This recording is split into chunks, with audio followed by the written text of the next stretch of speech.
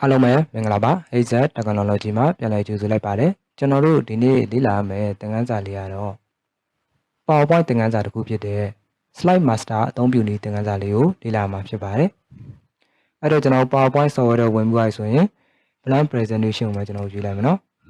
ကျွန်တော်ပထမဆုံးအနေနဲ့ Slide Master ကဘယ်လိုနေရာတွေမှာအဓိကအသုံးပြုလဲဆိုတော့ကျွန်တော် slide တွေအကုန်လုံးမှာကိုပြောင်းလဲသတ်မှတ်ခြင်းနဲ့ design တွေ format တွေကိုကြိုတင်သတ်မှတ်တဲ့နေရာမှာအဓိကအသုံးပြုပါတယ်အဲ့တော့ကျွန်တော်ဒီနေရာမှာနောက်ထပ် slide လေးခေါ်လိုက်မယ်နော်နောက်ထပ်မတူညီတဲ့ slide လေးထပ်ခေါ်လိုက်မယ် okay ဒီမှာကျွန်တော်မတူညီတဲ့ slide လေးထပ်ခေါ်လိုက်မယ်နော်အဲ့တော့ကျွန်တော်ပထမဆုံးအနေနဲ့ဒီ slide တွေအကုန်လုံးမှာကျွန်တော်ရဲ့လုပ်ငန်း logo လေးကိုထည့်ချင်တယ်ပေါ့နော်အဲ့တော့ကျွန်တော်ပုံမှန်တိုင်းထည့်မယ်ဆိုရင် slide တစ်ခုချင်းစီမှာလိုက်ထည့်နေရမှာပေါ့နော်ဒီ slide ထဲမှာ logo ထည့်မယ်ပြီးရင်ကျွန်တော်ဒီ slide ထဲမှာ logo ထပ်ထည့်မယ်ပြီးရင်ဒီ slide ထဲမှာ logo ထပ်ထည့်မယ်ပေါ့နော်ဒါမျိုးကျွန်တော်တစ်ခုချင်းလိုက်ထည့်နေရမှာပေါ့နော်အဲ့ဆိုကျွန်တော်တို့ကအချိန်ကြီးကြားတယ်ပေါ့နော်အဲ့တော့ကျွန်တော်ကဒီတိုင်း line မထည့်ဘဲနဲ့ slide master ကိုအသုံးပြုပြီးတော့ထည့်ကြည့်မယ်ပေါ့နော် slide master ထဲမှာသွားထည့်ကြည့်မယ်ပေါ့နော်အဲ့တော့ကျွန်တော်ဒီနံပါတ်1 slide ကိုပြန်သွားလိုက်မယ်ပြီးတော့ဒီအပေါ်ဆုံးက view ထဲဝင်လိုက်မယ်ပေါ့နော် view ထဲဝင်လိုက်မယ် view ထဲဝင်ပြီးဆိုရင်ကျွန်တော်ဒီနေရာမှာ slide master ဆိုတာရှိရပေါ့နော်အဲ့ဒါကိုကျွန်တော်ဝင်လိုက်မယ်ဒါဆိုရင်ကျွန်တော် slide master ထဲရောက်သွားပြီပေါ့နော်ပြီးတော့ကျွန်တော်ဒီအပေါ်ဆုံးကိုသွားလိုက်မယ်နော်အပေါ်ဆုံးမှာကျွန်တော်ဒီမှာ slide ကြီးတစ်ခုရှိရပေါ့နော်ဒီအောက်မှာဆိုရင်ကျွန်တော် slide လေးရာတိတိလေးပေါ့နော်ဒီအပေါ်ဆုံး slide ကအကြီးဆုံးဖြစ်နေရပေါ့နော်ဒါကဘာကွာခြားသွားလဲဆိုတော့ဒီအပေါ်ဆုံး slide မှာပြင်တဲ့ design တွေ format တွေအကုန်လုံးကဒီအောက်က slide တွေမှာအကုန်လိုက်ပေါ်သွားမှာပေါ့နော်ကျွန်တော်တီးတန့်ပြင်ချင်တယ်ဆိုတော့ဒီအောက်က slide တွေမှာလိုက်ပြင်လိုက်ပေါ့နော်ကျွန်တော်ရဲ့လုပ်ငန်း logo လေးကို slide တိုင်းမှာပေါ်ချင်တာဖြစ်တဲ့အတွက်ဒီအပေါ်ဆုံး slide မှာပြင်လိုက်မှာပေါ့နော်ဒီအပေါ်ဆုံး slide မှာထည့်လိုက်မယ်အဲ့တော့ကျွန်တော်ဒီအပေါ်ဆုံး slide လေးကို click ထောက်လိုက်မယ် click ထောက်ပြီးရဆိုရင် logo ထဲမှာဖြစ်တဲ့အတွက်ကျွန်တော် insert ထဲဝင်လိုက်မယ်နော်ဒီပေါ်တော့ insert ထဲဝင်လိုက်မယ် insert ထဲဝင်သွားပြီဆိုရင်ကျွန်တော်ဒီနေရာမှာ picture ဆိုတာရှိရပါတော့အဲ့ဒါကိုကျွန်တော်ဝင်လိုက်မယ်ပြီးရင်ကျွန်တော်ကွန်ပျူတာထဲထဲမှာဖြစ်တဲ့အတွက် data device ဆိုတာကိုယူလိုက်မယ်ပြီးရင်ကျွန်တော်ဒီနေရာမှာကျွန်တော်ရဲ့ logo လေးထည့်လိုက်မယ်ပေါ့နော်ဒီ logo လေးကျွန်တော်ထည့်လိုက်မယ်ဒါလေးကျွန်တော်နည်းနည်းလေးသေးလိုက်မယ်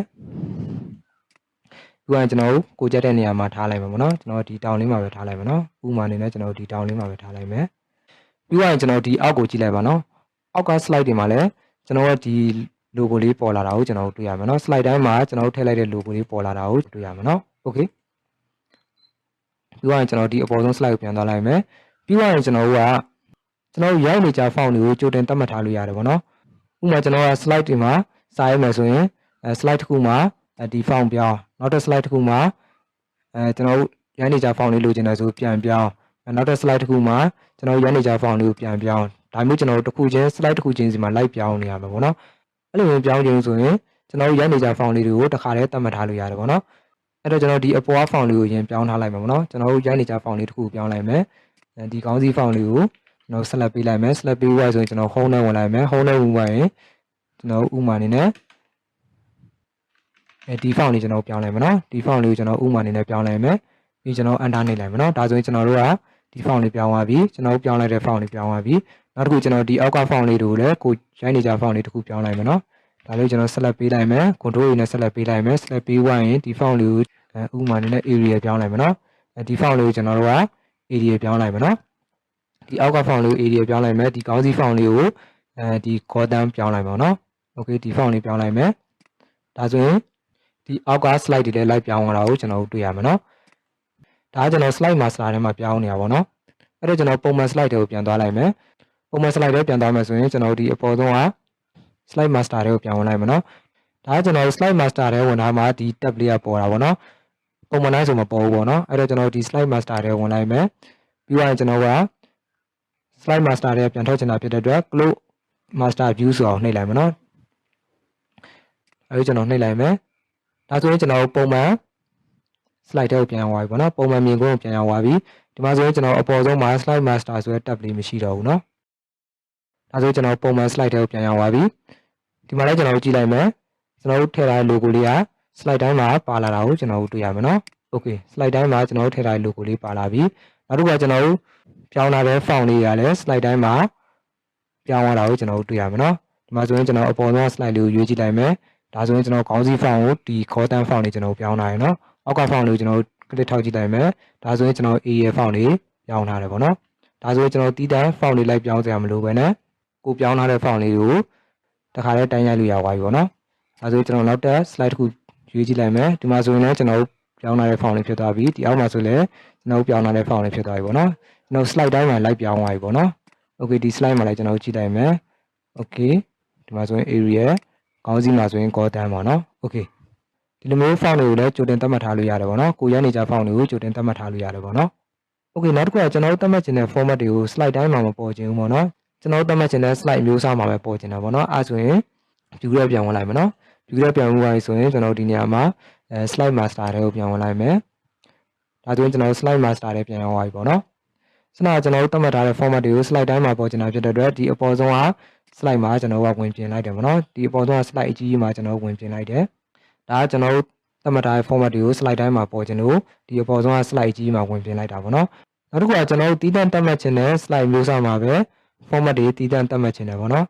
်အဲဆိုကျွန်တော်ဒီအောက်က slide မျိုးစားတွေမှာသတ်မှတ်လို့ရတယ်ပေါ့နော်ဥပမာကျွန်တော်ကဒီနေရာ to content layout ဆိုတဲ့ slide မျိုးစားမှာကျွန်တော် format သတ်မှတ်ခြင်းတယ်ပေါ့နော်အဲ့တော့ကျွန်တော်ဒါလေးကိုကျွန်တော်ရွေးလိုက်မယ်ဒီနေရာလေးမှာကျွန်တော် format သတ်မှတ်ခြင်းတယ်ပထမဆုံးလည်းကျွန်တော်ဒီအပေါ်ကခေါင်းစည်းလေးကိုအနီအောင်လေးထားလိုက်မှာပေါ့နော်ဒီ font လေးကိုအနီအောင်လေးထားလိုက်မယ်အဲ့တော့ကျွန်တော် home နဲ့ဝင်လိုက်မယ် home နေရာမှာကျွန်တော်ဒီနေရာလေးမှာကိုကြိုက်တဲ့ color လေးပြောင်းလိုက်မှာပေါ့နော်ဥပမာကျွန်တော်အနီအောင်လေးပဲပြောင်းလိုက်မယ်ဥပမာကျွန်တော်ဒီနေရာလေးမှာမြင်ပါအောင်လို့ကျွန်တော် shape လေးထည့်လိုက်ပါမယ်နော် shape လေးထည့်မယ်ဆိုရင်ကျွန်တော်ဒီမှာဒီနေရာလေးကကျွန်တော် shape လေးတစ်ခုယူလိုက်မယ်နော်ကျွန်တော် rectangle shape လေးတစ်ခုယူလိုက်မယ်ပြီးကျွန်တော်ဒီနေရာမှာshape လေးထည့်လိုက်မယ်ပေါ့နော် okay ဒါကျွန်တော်ကိုကြိုက်တဲ့ format တွေသတ်မှတ်လို့ရတယ်ပေါ့နော်ကိုကြိုက်တဲ့ design တွေကြိုပြီးတော့သတ်မှတ်ထားလို့ရတယ်ပေါ့နော်ဒါကျွန်တော်ဥပမာပြတာပေါ့နော်ပြီးကျွန်တော်ဒီဘက်မှာနောက်ထပ် shape လေးတစ်ခုထည့်လိုက်မယ်ဒီ shape လေးပဲကျွန်တော်ထည့်လိုက်မယ်အဲ့တော့ကျွန်တော်ဒါလေးကို copy ကူးလိုက်မယ် copy ကူးမယ်ဆိုရင် Alt Control Shift ကိုကျွန်တော်နှိပ်လိုက်မယ်နော် Control Alt Shift ပေါ့နော်ဒါလေးကျွန်တော်နှိပ်မယ်နှိပ်ပြီးတော့ကျွန်တော် mouse click လေးနဲ့ဖိဆွဲလိုက်မယ်နော်ပြီးကျွန်တော်ဒီညာလေးမှာချလိုက်မယ် sorry ဒါလေးကျွန်တော်ကူးမယ်ပြီးကျွန်တော်ဒီညာလေးမှာချလိုက်ပါနော်ဒီဘက်နဲ့တိုးလိုက်မယ် font အနီအောင်လေးပြောင်းလိုက်တယ်ပြီးကျွန်တော်ဒီညာလေးမှာ shape လေးနှစ်ခုထည့်လိုက်တယ်ဒါကကျွန်တော်ဒီ to content layout ဆိုတဲ့ slide မျိုးစားမှာကျွန်တော်ပြင်လိုက်တာပေါ့နော်နောက်တော့ကျွန်တော် slide မျိုးစားတစ်ခုမှာထပ်ပြီးတော့ပြင်ကြည့်မယ်ပေါ့နော်ဒီအောက်လေးကိုဆက်သွားလိုက်မယ်ကျွန်တော်ဒီနေရာမှာ blank layout ဆိုတဲ့ slide ကွက်လေးကိုပြင်ကြည့်မယ်ပေါ့နော်အဲဆိုရင်ကျွန်တော် blank slide ယူတိုင်းမှာကျွန်တော်ပြင်ထားတဲ့ format လေးပေါ်လာမှာပေါ့နော်အဲ့တော့ကျွန်တော်ဒီ blank slide လေးကိုယူလိုက်မယ်ဒီနေရာလေးမှာ background လေးထည့်ချင်တယ်ပေါ့နော်ကျွန်တော် blank slide ယူတိုင်းမှာကျွန်တော်ထည့်ထားတဲ့ background လေးပေါ်ချင်တယ်အဲ့တော့ကျွန်တော်ဒီနေရာလေးမှာ background လေးထည့်လိုက်မယ်နော် background ထည့်မယ်ဆိုရင်ဒီပေါ်ဆုံးက slide master တွေကိုကျွန်တော်ဝင်ထားမယ်နော်ဝင်မှုကကျွန်တော်ဒီနေရာမှာ background style ဆိုတာရှိရပါတော့အဲ့တော့ကျွန်တော်ဝင်လိုက်မယ်ဒီနေရာမှာကိုထည့်ချင်တဲ့ background လေးကိုကျွန်တော်ထည့်လို့ရတယ်ကိုယ်တီးတန့်ထည့်ချင်တယ်ဆိုရင်ကျွန်တော်ဒီနေရာမှာ format background ဆိုတော့ကျွန်တော်ရေးလိုက်မယ်နော်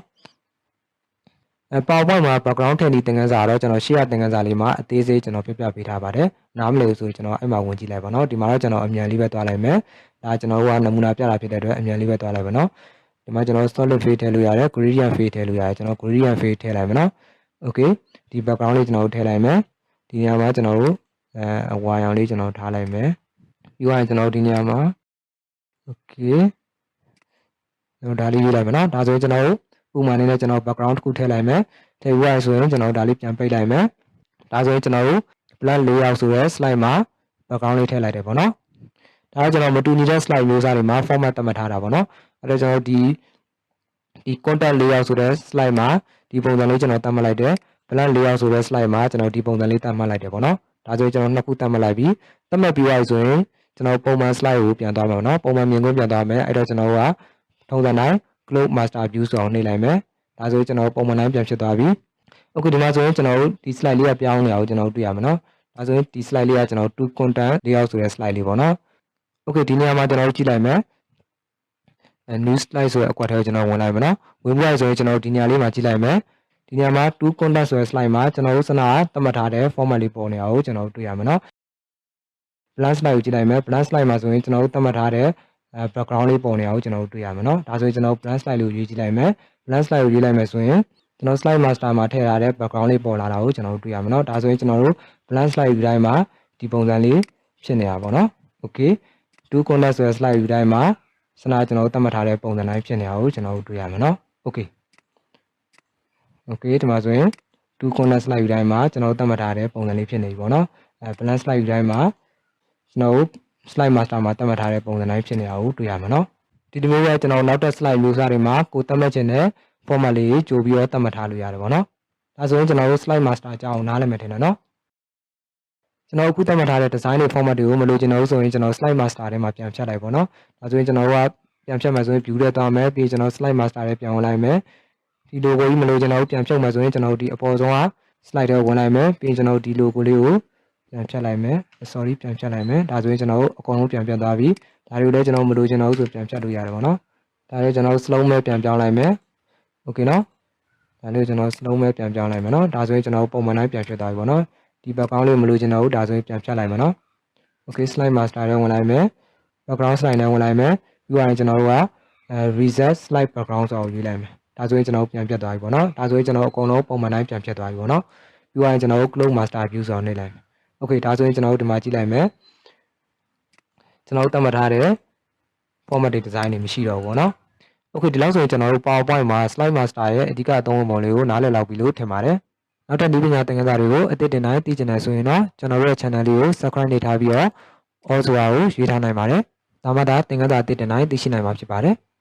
ကျွန်တော်ဒီနေ့မျှဝေပေးထားတဲ့သင်ခန်းစာလေးနဲ့ပတ်သက်ပြီးတော့တခုနားမလည်တာရှိရင်အခုဗီဒီယိုလေးရဲ့ comment ဘောင်မှာမေးသွားလို့ရပါတယ်ဒီနေ့သင်ခန်းစာလေးကအားလုံးအတွက်အကျိုးရှိလိမ့်မယ်လို့မျှော်လင့်ပါတယ်နော်ဟုတ်ကဲ့ပါဒီနေ့တက်သင်ခန်းစာလေးကတော့ဒီလောက်ပါပဲเนาะနောက်တက်သင်ခန်းစာတွေမှာကျွန်တော်တို့ပြန်တွေ့ကြပါမယ်အားလုံးပဲအဆင်ပြေကြပါစေခင်ဗျာ